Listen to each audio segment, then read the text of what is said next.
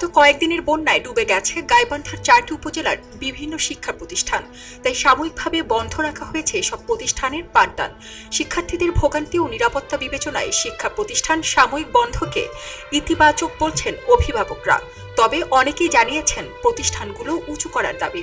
উজান থেকে নেমে আসা ঢল ও ভারী বৃষ্টিপাতে গত কয়েকদিন থেকে বন্যা দেখা দিয়েছে গাইবান্ধা জেলার 4 উপজেলায়। বন্যায় তলিয়ে গেছে রাস্তাঘাট, বাড়িঘর, শিক্ষা প্রতিষ্ঠান।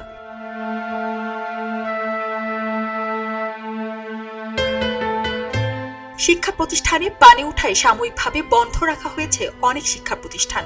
এ পর্যন্ত গাইবান্ধা জেলার 4টি উপজেলায় 70টি শিক্ষা প্রতিষ্ঠান সাময়িকভাবে বন্ধ ঘোষণা করা হয়েছে।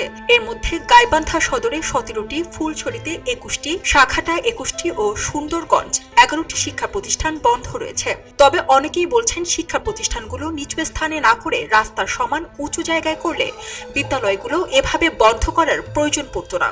আর বন্যার পানি নেমে যাবার সাথে সাথেই বন্যায় ক্ষতিগ্রস্ত শিক্ষা প্রতিষ্ঠানগুলো মেরামতের ব্যবস্থা নেবার আশ্বাস দেন স্থানীয় সংসদ সদস্য। আমার কাছে ইতিমধ্যে অনেকগুলো তালিকা আছে যেগুলো এই অর্থ বছরে আমরা বাস্তবায়ন করব। ইনশাআল্লাহ বন্যা পরবর্তী সময়ে যে ক্ষয়ক্ষতি হবে শিক্ষা প্রতিষ্ঠান, রাস্তাঘাট, সেগুলো আমরা দ্রুত নির্ধারণ করব কি কি ক্ষয়ক্ষতি হয়েছে এবং এই ক্ষয়ক্ষতিগুলো পুষিয়ে ওঠার জন্য যত ধরনের পুনর্বাসন কাজ রয়েছে সেগুলো আমরা ইতিমধ্যে সিদ্ধান্ত নিয়েছি। আমরা বন্যার পানি কমার সাথে সাথে যা যা দরকার সেগুলো বাস্তবায়ন ইনশাআল্লাহ করব। 3 জুলাই গাইবান্ধায় ব্রহ্মপুত্র নদের পানি বিপদসীমা অতিক্রম করার পর থেকে বিভিন্ন শিক্ষা প্রতিষ্ঠান সাময়িক বন্ধ রয়েছে। বন্যার পানি নেমে গেলে দ্রুত স্কুলে ফিরতে চান এ জেলার শিক্ষার্থীরা। আমরা স্কুলে আসতে পারি না, অনেক কষ্ট হয়েছে, আমরা পড়ালেখা করতে পারছি না।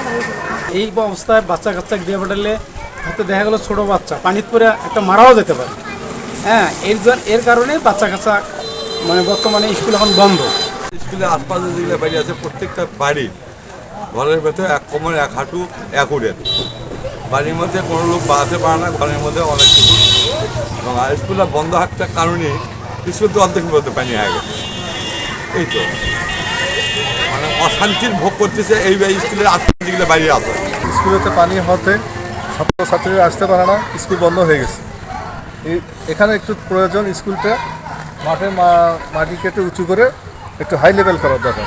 এই রাস্তা সমান করলে পরে তাহলে আর স্কুল বন্ধ দেওয়া লাগতো না। এলো খবরের কাগজ, নিখাত, নির্ভীক, নিরপেক্ষ।